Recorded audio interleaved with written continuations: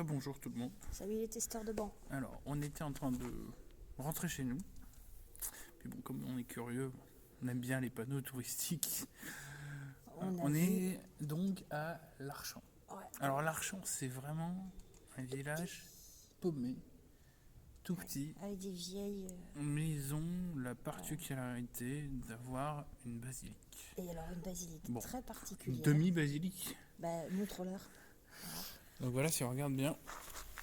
Donc là, vous avez une partie de la basilique qui est là. Et l'autre qui est devant nous ici. Voilà. Donc si vous avez bien vu, il y a les 3/4 de la basilique qui sont en ruine. Alors on s'est posé la question de savoir mais comment ça pouvait être dans cet état-là. Donc moi j'avais émis l'idée que ça avait été bombardé, ça ressemble à...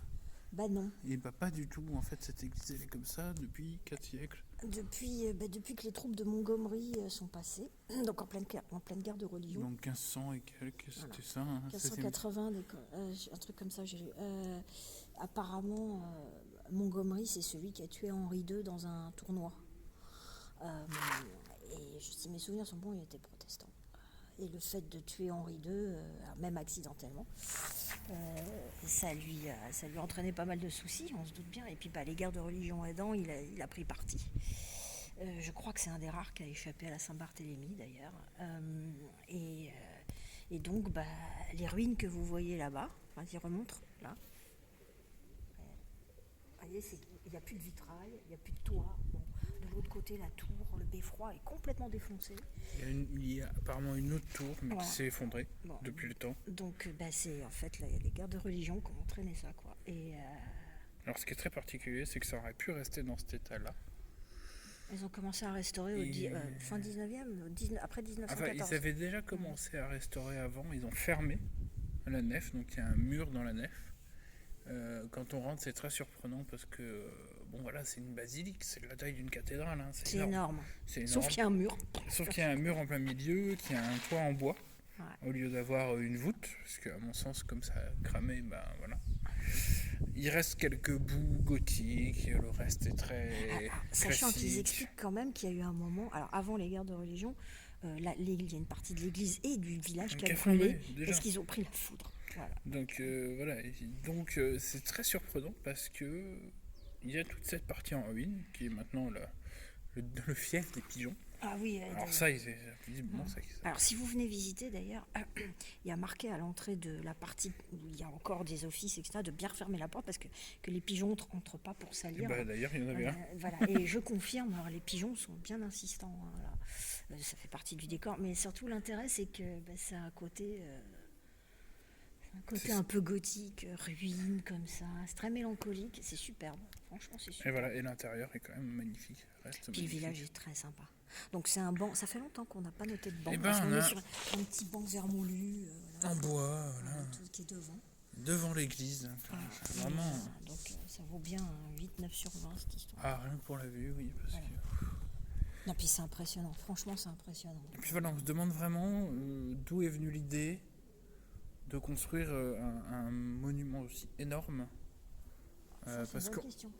C'est sur le chemin des pèlerinages. Alors c'est sur le chemin des pèlerinages, mais c'est vrai que quand on regarde la taille du bâtiment qui a été construit, sachant que là il manque une tour, mais on se fait une idée On se fait une idée de comment c'était. Attends, je suis en train de lire le truc. Ouais, c'est parce que c'est sur la... Quand on voit le village, on se dit bon... Mais ça vous montre aussi, le bâtiment est quand même énorme. Il devait y avoir autour toutes les infrastructures correspondantes parce qu'on ne laissait pas un truc comme ça en plein milieu de là. Ça voulait dire qu'il y avait un monastère, qu'il y avait des moines qui s'occupaient du coin, avec les paysans qui vont autour. C'était une entreprise. Hein, mais c'est surtout de se dire, quand on voit le bâtiment, comment il est ravagé, notre première réaction, ça a été, il y a eu des bombardements, on est à côté de l'avenue de la Libération, bien ici, il y a eu beaucoup de combats. Donc, non. Il a fallu la foudre, il a fallu les troupes de Montgomery pendant les guerres de religion pour mettre le bâtiment dans cet état-là. Donc ça donne à réfléchir sur le pouvoir de destruction de l'être humain et surtout la solidité des bâtiments parce qu'ils sont quand même là. Hein. Voilà. On ferait ça avec un préfabriqué aujourd'hui.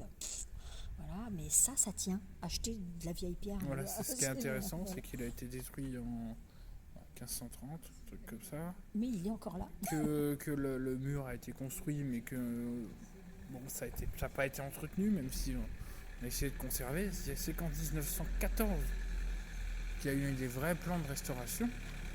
Donc tout ce temps-là, 300 ans, le bâtiment est encore là, il est encore utilisable. Il a tenu sous la Révolution, ce qui est quand même un exploit, parce que la Révolution, on a détruit beaucoup de lieux de culte. Après... Passer la guerre. Quand on voit quand même dans l'état où il est, etc., ça donne à réfléchir sur la reconstruction de Notre-Dame. Le volume de Notre-Dame est plus épais, hein, c'est beaucoup plus grand.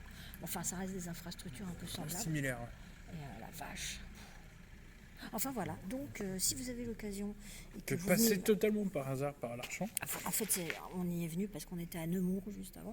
Et en passant, moi j'avais vu l'affiche sur la basilique. J'ai dit, allez, c'est à 2 km. Et puis on a bien fait. Voilà. On a bien fait parce que ça vaut vraiment le détour. C'est impressionnant, c'est franchement impressionnant. Donc allez-y. Voilà. Salut!